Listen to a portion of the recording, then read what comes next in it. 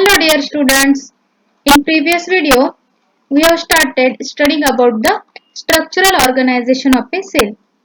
Microscopic studies reveal that most cells have the same basic structural plan.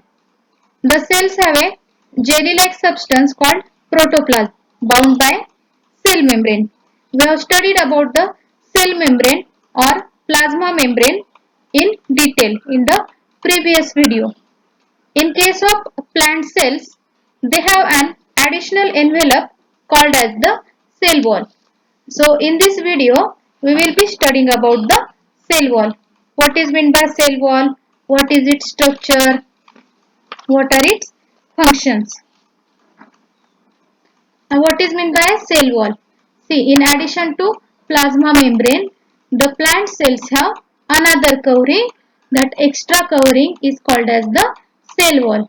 This cell wall is very tough. It is a non-living and fully permeable structure. The cell wall in plants is composed of a complex carbohydrate, and that complex carbohydrate is called as cellulose. The cellulose provides the cell wall its strength. Why the plant cells or cell walls are very strong? These are very strong due to the component known as cellulose. This cellulose is responsible to provide the cell wall its strength. So what is meant by cell wall? In case of plants, in addition to plasma membrane, they have another covering, and that covering is called as the cell wall. Here you can see the structure of a primary cell wall. Now you know that the plant cells get their strength due to cellulose. Here is the structure of primary cell wall. The primary cell wall consists of cellulose 45%, hemicellulose 25%, pectins around 35%. Pectins are the cement-like substances. There are structural proteins also around 8% on the basis of the dry weight. If you consider the primary cell wall, it is thin as well as elastic. The primary cell wall is capable of growth and expansion. The backbone of the cell wall is formed by the cellulose fibrils, while its matrix is composed of hemicellulose, pectin, gums, tannins, resins, silica, waxes, etc., as well as the small structured proteins.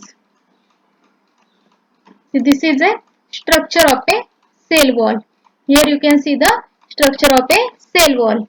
It consists of pectin. The additional thickenings of suberin, pectin or lignin, they may get deposited on the cell wall. So here it shows the thickening. Now this cell wall has a structure or cementing substance called as pectin. Now here you can see that there is a cross linking of glycan molecules, and here you can see the cellulose microfibrils. So these cellulose microfibrils give the structural strength to the cell wall. The cell walls are very strong due to these cellulose microfibrils. Let us see the structure of the plant cellulose. See, here is a plant leaf. Now you know that leaf is made up of many cells. So these are the cell walls, and each plant cell is protected by the cell walls. Here you can see the cellulose fibers. Here are the macrofibrils. Macro means bigger. So here it shows the cellulose chain. See, this is the enlarged structure of cellulose molecules. This is the enlarged structure of the plant cellulose molecule. The cell walls consist of narrow passages that have cytoplasmic strands in them connecting two cells, and these intercellular connections are referred to as the plasmodesmata. What is plasmodesmata? Here you can see the plasmodesmata. These are the small channels that connect the cytoplasm of plant cells to each other. Suppose these are two cells. This is cell number 1, cell number 2. So there is connection between them. This small channel is called as plasmodesmata. It forms the bridge between the cells to exchange the materials. Each cell is not completely isolated by the cell wall. There is a gap in between, and that gap or the small channels that connect the cytoplasm of plant cells to each other is called as the plasmodesmata or plasmodesma. So this figure shows the structure of the plasmodesmata. The cell walls of fungi. Now you know that in case of plant cell wall, they are mainly composed of cellulose. They are very strong due to presence of cellulose in them. While in case of the cell walls of fungi, these cell walls are made up of chitin. Chitin is a sugar that which is the same substance which makes up the exoskeleton of insects. Some fungi have cross walls or septa. See here, it shows the structure of septa. So this septa divides the filament into compartments having single nucleus. See, cell walls are not only present in plants, but these are also present in fungi also. In case of plants, the cell walls are mainly made up of cellulose, while in case of fungi, the cell walls are mainly made up of chitin. Chitin is a sugar. It is the same substance which makes up the exoskeleton of the insects. What is septa? Some fungi have cross walls or septa, and these cross walls, here you can see the septum of the fungi. So these cross walls divide the filaments into compartments having single nucleus. Here you can see the enlarged structure of the fungal cell wall. It has manoproteins, glucans. This is cell membrane. These are the membrane proteins for the transport of the material. And this is chitin, the substance which gives strength to the fungal cell wall. The fungal cell wall is mainly made up of a substance or a sugar called as chitin. Now, what are the functions of cell wall? The cell walls determine the morphology, that is the external structure of the plants, growth and development of plant cells. The cell walls also protect the protoplasm from invasion by viral, bacterial and fungal pathogens. Cell walls are like our skin. As our skin protects us from infections, same way the plant cells are protected from infection, that is viral, bacterial or fungal infection, by the cell wall. The cell walls are rigid structures, so help the plants in withstanding the gravitational forces. Now you know that the gravitational force is very strong and plants are very tall. So how they are able to stand at the same place for their lifetime? Why? Because of the cell walls. The cell walls are the rigid structures and they help the plants in withstanding the gravitational force. The cell walls are also involved in the transport of materials and metabolites into and out of the cells. They are also involved in the transport of materials. We have discussed about the plasmodesmata. These are the channels. So through this plasmodesmata, the cell walls are involved in the transport of materials as well as metabolites into and out of the cells.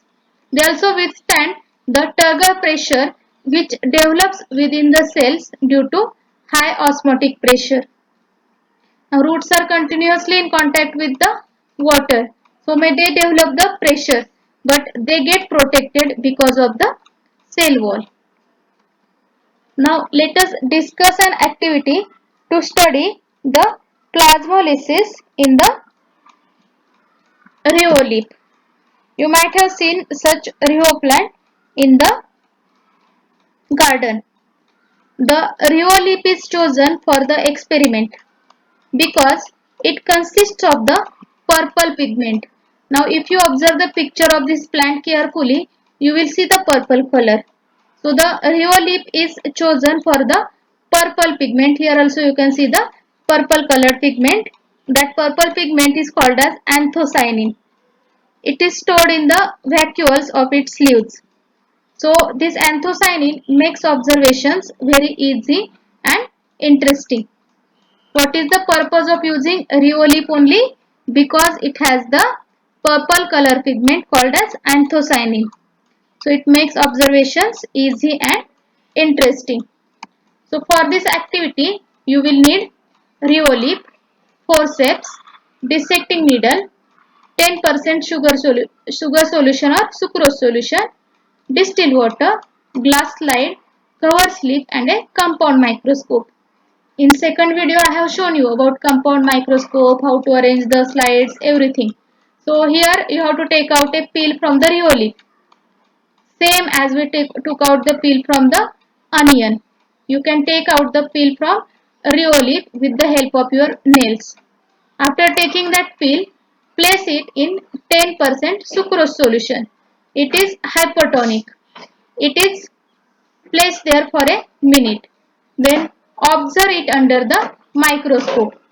You will see the protoplasmic contents move away from the cell wall. See this figure, the plasmolysis in Rheolip. I told you that why Rheolip is chosen for its purple colored pigment called as anthocyanin. So see, these are the plant cells. So in plasmolysis, when these are placed in the hypertonic solution, the cell contents move away. You will observe the protoplasmic contents moving away from the cell wall. Now what will happen if we put a few drops of distilled water on the plasmolyzed peel? Now this is a plasmolyzed peel. So what will happen if we put the few drops of distilled water on the plasmolyzed peel? You will observe that the protoplasmic contents moving back towards the cell wall. This is known as deplasmolysis. This figure shows the protoplasmic contents. In case of the hypertonic solution, the protoplasmic contents, the cell's protoplasm moves away from the cell wall, while because it shrinks, its water gets removed outside. While in deplasmolysis, water enters into the cell. So protoplasmic contents also swell, they move towards the cell wall. In plasmolysis, there is shrinkage, and in deplasmolysis, there is swelling of the cell. Do you know our fingers often wrinkle when placed in water for a longer time? Wrinkled fingers provide a better grip on the wet objects. Now, can you tell why? Think it. We will discuss it in next video. Thank you.